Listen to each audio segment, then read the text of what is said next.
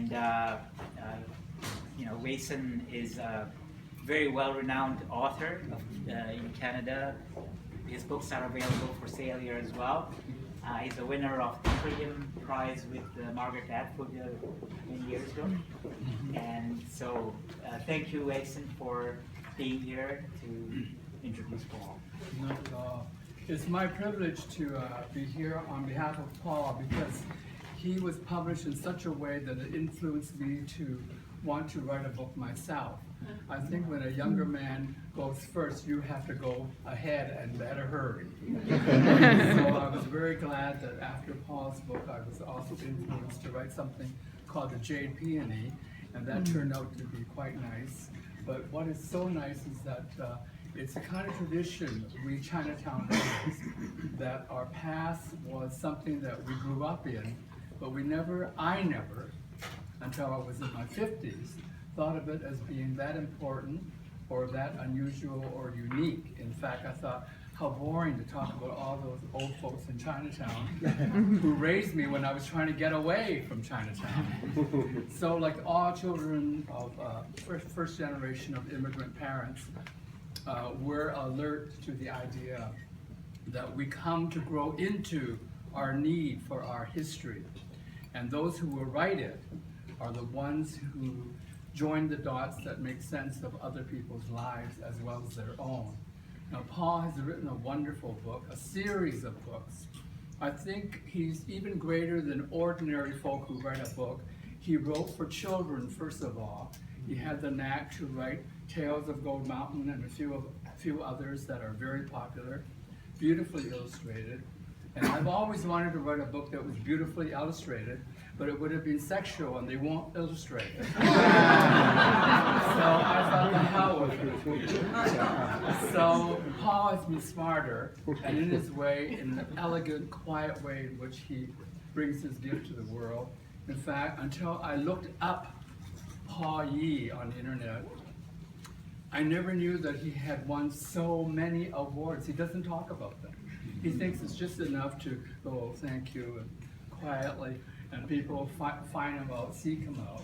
And if you just Google his name, you'll be encouraged to buy his books and read them and preserve them and share them. This is the gift of a person who has said that his life may be private, but his love of his life is public. And that love of his life and his past is what he gives us in his books. I personally want to thank him for inspiring me. And as his elder, I can say, well, I knew you would anyways. So I thank you, Paul, and I think everybody here, loving you much and loving your work, are probably wanting to say thank you too. So I introduce you without a pause or hesitation, no introduction needed, as they say. This is my beloved friend, Paul Yee.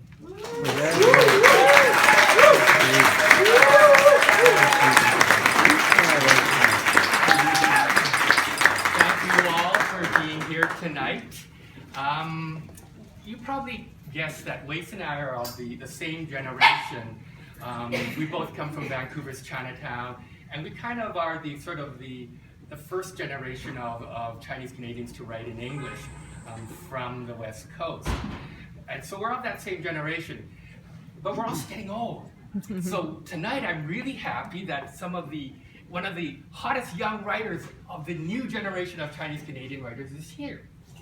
His name is John Chan Simpson. He's written a book called Chink Star, which I read and love. So I just want to acknowledge John's here and hope that people...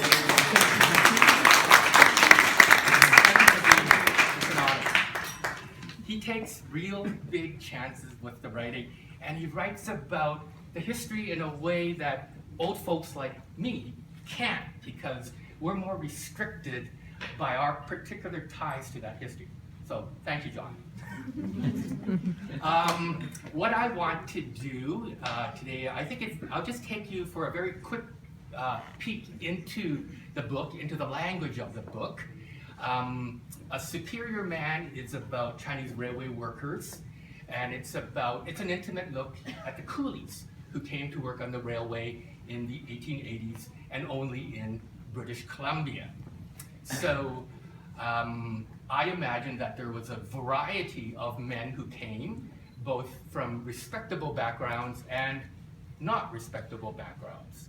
So there were probably family men, discarded scholars, and also the floating population, people who had no work, soldiers, ex-soldiers, people who couldn't find work. So there was a real mix of people.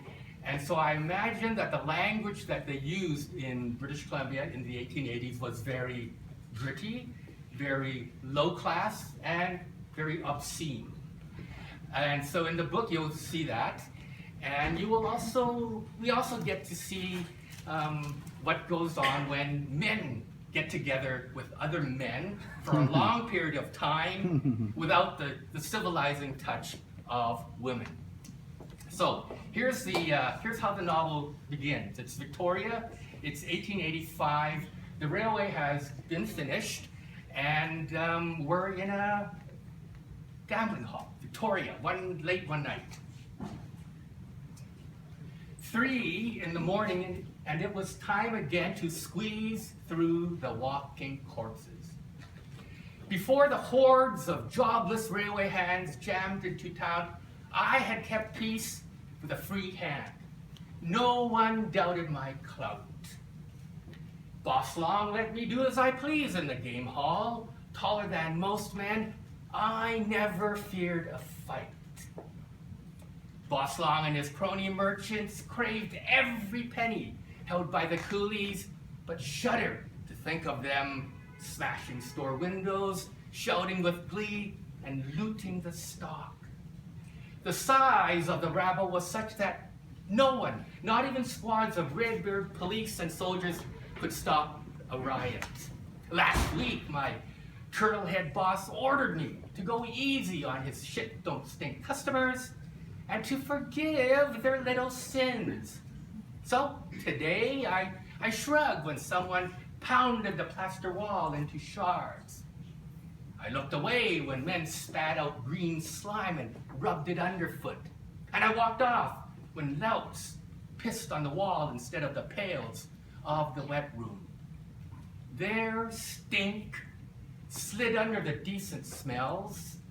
The incense offered to the house gods was fragrant, while pompous bigwigs blew out spicy cigar smoke. Men oozing whiskey and Ningbo liniment puffed sweet tobacco in gurgling water pipes. In a hall with no windows, all these smells thickened through the night. Still, guests entered the storefront guarded by the watchful pockface before passing my post. During police raids, these men dropped their swagger, scooted out the back, and dived through trapdoors into mud. Shouting gamblers raised clasped hands and pleaded for the dice and dominoes to favor them. They had no shame showing their panic to everyone. But these cockheads posed no threat. No, the risky ones had gaunt faces and pinched hands poking out of threadbare clothes. They kept their eyes shut and muttered to gods and ancestors as the crowds jostled them left and right. Their last bets each night played with the volcanoes in their guts. Jeers rang out from Boss Long's Fantan table. I peered through the haze. Oil lamps dangled over tables and swayed from the sudden smack of winners.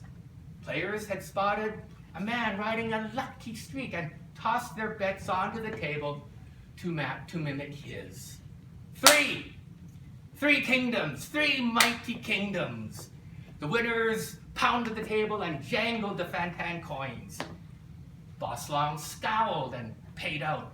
He slid the coins under the lid and then heaved his stomach onto the table. You played me clean, he said, displaying an empty cigar box, its covers showing a shapely female with bare, creamy shoulders. This table is closed. He had slipped money into his pockets while the men were distracted. Screw you! The winner blocked the way and poked his chin up. You never quit when the cash is creeping up your shithole. The crooked nose on this stranger's face was that of a railway hand, for sure. You lose, you leave. Boss Long shrugged. Same rule for me. Then show me your pockets, said the winner. I thrust the tea basket at the winner's back. Honored guest, have a drink, I cried out. He turned just enough to let Boss Long grab his right sack stomach and sprint. The door at the foot of the stairs slammed, a bar thumped into place. If this shit should spread, Boss Long would always throw a rope out the window that, from the street, looked like layers of nail boards and shimmy to the ground. So that's how the story started.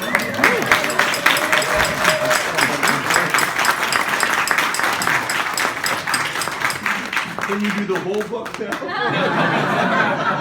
No, We're going to have an audio book issue. So thank you all for coming. Please enjoy the food and wine, and hopefully we'll get to chat. Did you? Yeah, I just want to say a final thanks to some folks who have really helped out. Brian and Mary and Jasmine and Prabha, who has come out. Najma has brought some cookies, wonderful cookies. Thank you all. Thank you others who have helped out on this launch. So thanks for being here. There's a lot of wine and cheese and other nibblies. So stay around, make new friends and lovers. Sorry. This is a queer function. No, good to have you all here and just have a good time.